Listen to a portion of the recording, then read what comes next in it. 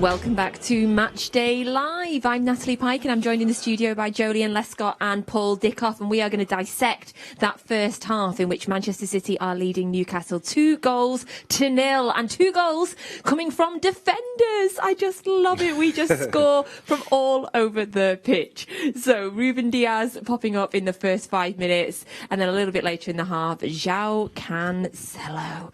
What a man. Joao Cancelo, 1 goal and 1 assist so far on his 100th appearance for Manchester City. So, straight to the gents. Paul, what did you make overall of that first half? Very comfortable, and not get out of second or third gear, really, so far. Not had to, obviously scoring early doors, which was calamitous from Newcastle's point of view. We spoke about them defensively before the game started, and then it just took control of it. Newcastle have showed little bits and pieces, possibly could have had a penalty, but then once the second goal goes in, it's just a keep ball, isn't it, really? And it looks as if we can step it up whenever we want, really.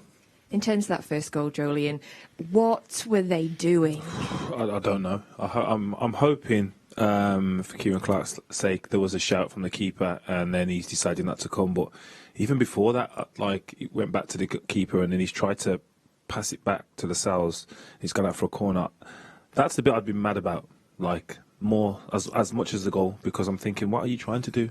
That's not your job. Just clear it and don't encourage Man City to press you higher up the field, close to your goal. So just clear the ball, and then that doesn't happen.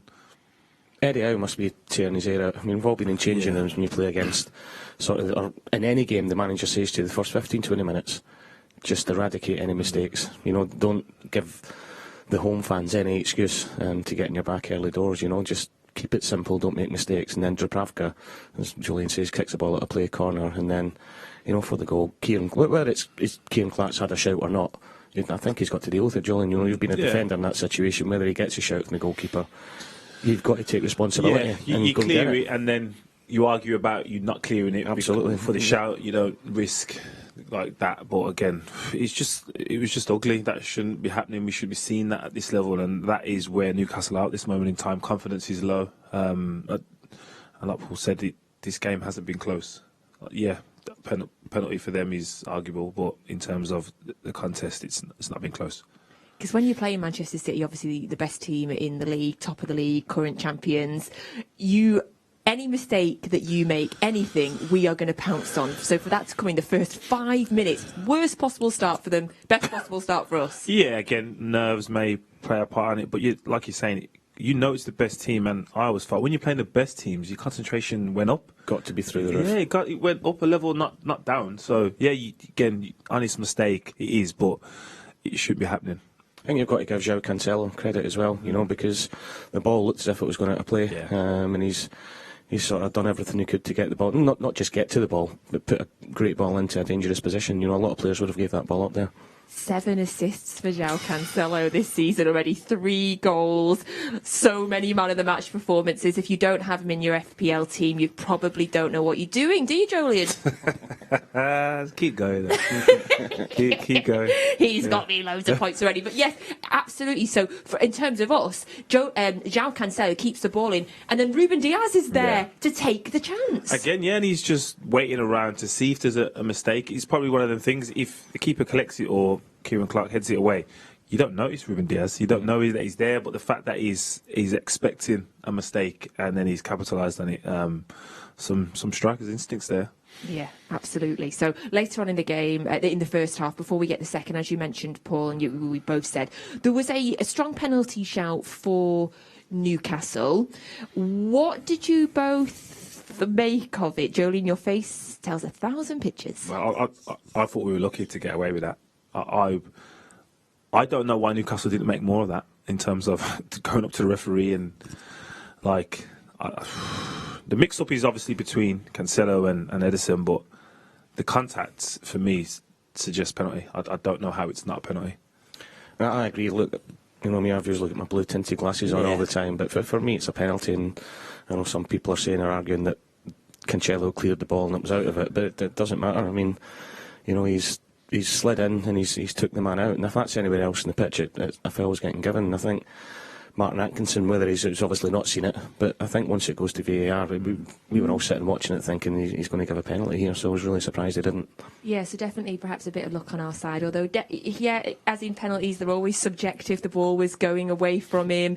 Perhaps Edison tried to pull out, but I think all of our instant impressions was that it was a penalty, so perhaps a bit of luck for us. Certainly no luck involved in Joao Cancelo's second goal for us. He picks that ball up just over the halfway line, and that is a goal that any striker in the world would be proud of, Paul. I think any player in the world would have been proud of it, never mind the striker. And we spoke about him before the game, saying that although he plays full-back, he pops up in all different positions all over the pitch. You can question Newcastle defensively, but I would much rather look at the quality. He's in control of the ball all the time. He goes past one midfielder and it looks as if he's getting crowded out at the edge of the box. He just drops the shoulder, and then the finish into the top corner was just sensational. Yeah, I don't know many strikers that can score that type of goal. Look that composed, dribbling and then just drop his shoulder past one and then past two and then take an extra touch just to make sure the angle is right. And he's the most composed defender I've seen. I can remember. I don't remember seeing many defenders as comfortable in every area of the pitch. There's defenders that are comfortable in their own box and then nervous in the opposition and vice versa. But he's like midfield, like really comfortable, and with the ability to finish as well. That's unique. We often throw words around like world class and best players in the world and all that, but is Joao Cancelo now to the point this season where he is one of the best players in the world, Paul? I think the form that he showed is up there, and I also think the fact that I know he was suspended during the week, that 9 times out of 10 with the rotation system that we've got and the players that we've got, he tends to start every single game, whether it's left back, whether it's right back, and it just shows you how much Pep must trust him, but how much he rates him as well. As in being one of the best players in the world, there's some fantastic ones out there, but I think that the form he's shown this season in that position, either full back as well, let's not forget he's probably played left back out of position more than he has played in his own position. I think he's got to be right up there. Any changes you'd make in the second half? Quite a few yellows there. I think Ruben Diaz picked up a yellow and he's getting close to that suspension point. Yeah, I'd wait. I don't think anyone's at risk of getting sent off. Touchwood, hopefully that is not the case, but I don't think there's a need to change anything. I think the game could be dictated from us. So, do we want to see more goals? Great, but we don't need to. No, not. I think possibly the only one might be Rodri, because he had a foul just before he got booked that he possibly could have got booked for as well. And when you've got somebody like Fernandinho sitting there, why take the risk sometimes? But no, I agree with Joleon. We're in control of the game. I think Pep doesn't usually tend to make substitutions early in games or at half-time. He usually waits. And I think once we get that third goal, once we get the third goal, then we can afford a few changes after that. Yes. Love it. Thank you very much. So 2-0 currently at half-time. Now, we didn't get a chance before the game because we were talking about Sergio Aguero, and that's one of my favourite things to do. But it is time for Cryptic City. Now, as you know by now, you need to look at the 4 pictures that are on the screen. Say what you see, put them together, and come up with the name of a current or former Manchester City player. Now, guess what, gents? You did these. This is mine! I did this! So I came up with this one. So random. So this is from the brain of me, which might give you any hints. Right, what do you see? Got it. Have you? Oh, please be right. Please be right. Oh, brilliant. Have you not got it though, Joleon? We're a team. No, you don't. We're a team. There's no I in team. You're an individual player when it comes to Cryptic City. What are you seeing, Joleon? What, Paul? I'm reading Paul's mind, so I'm seeing the same as him. What are you seeing, Paul, without giving it away? I'm seeing... What is? Yeah. You seen it? I'm going to look right at it if I've not got it right now, aren't I? Current or ex-player? Ex-player. I'm going to say current then, because you wouldn't normally ask that. I just wondered. Okay. I'll find out as soon as we get off There's a couple of little air. things why I got it. Wow, Is it because you know me? Yep. Okay. Yep, so this was my Cryptic City, so that will give you a nice clue there. Now, do let us know what you're thinking. It's #Man City. Send them in to us on Twitter. and we'll let you know at full time. I'll read some out and we'll have a little look. And also we've got more questions as well coming in on the WhatsApp from you all. So a big thank you for sending those in as well. We'll get to them at full time. Now, today is the anniversary of a very, very famous game that took place for Manchester City.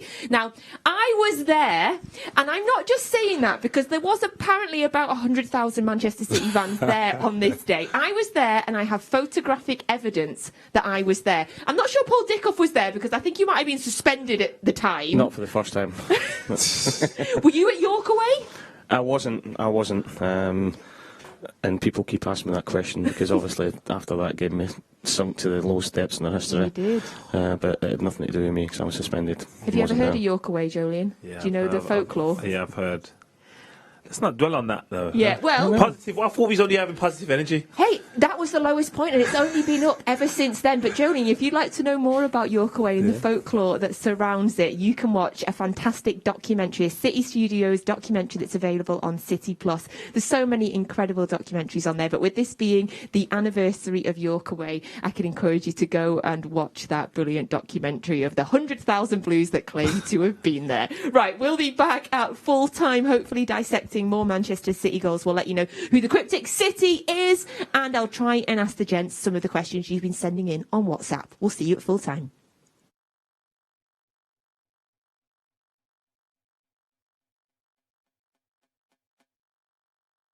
The next one we've picked.